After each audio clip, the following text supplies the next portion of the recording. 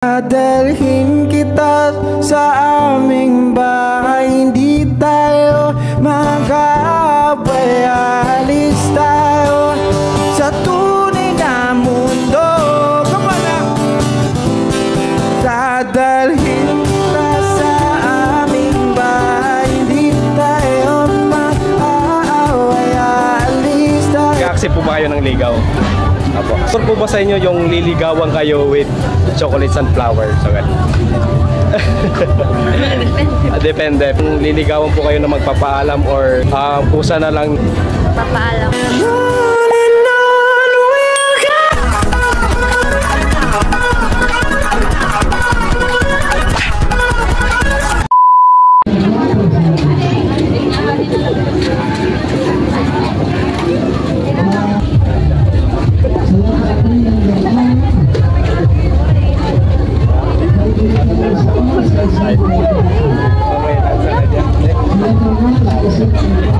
if familiar ka sa Balagtas TV,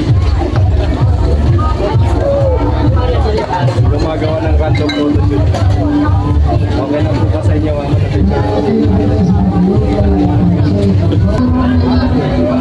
Shoutout kay Mama. Ito si Mama. Kausapin ko lang si Ate Mama. Okay lang? Sige po. Dito na lang tayo sa may ito yung pangalan. Bali, anong ginagawa nyo ngayon dito sa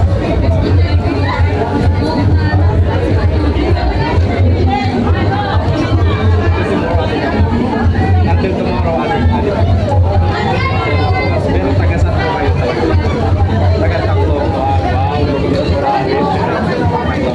bali, ilang taon na po si Ate Beska? 17 pa lang. Church na po ba? I mean, sa pagpapaganda. Si Ate Beska is saan? Step T, Abukay. Private school. Anong year na po kayo? Grade 12. Wow, magaling sa mathematics to. Science. Bakit naman po ito?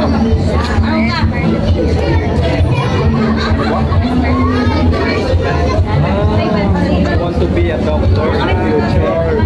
That's why nag-STEM ka. Pero pwede ka rin mag-engineering. CPA. Kasi STEMs related siya sa science. Mahirap yun, mahirap. Pero may experience po kayo sa Photoshop. Wala kayong experience sa ganda po nito. Hindi ka nag-picture. Sa cellphone po nag-picture kayo. Mag-start tayo ng Photoshop. Okay po. Dadalhin kita sa aming bahay, di tayo mag-aaway.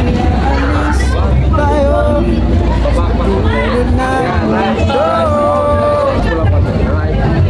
Ayan, nice. Dadalhin kita sa aming bahay, di tayo mag-aaway. Alis tayo sa tunay na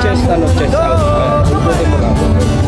Ayan, nice. Dadalhin kita sa aming bahay, di tayo mag-aaway. Alis tayo sa tunay na mundo. Chin up ka konti. Tapos next, yung parang biglang tulak lang. Bigyan mo lang konti. Ayan, very good. Nice. Si Ate Mishka po is single po kayo? Single. Nag-accept po ba kayo ng ligaw?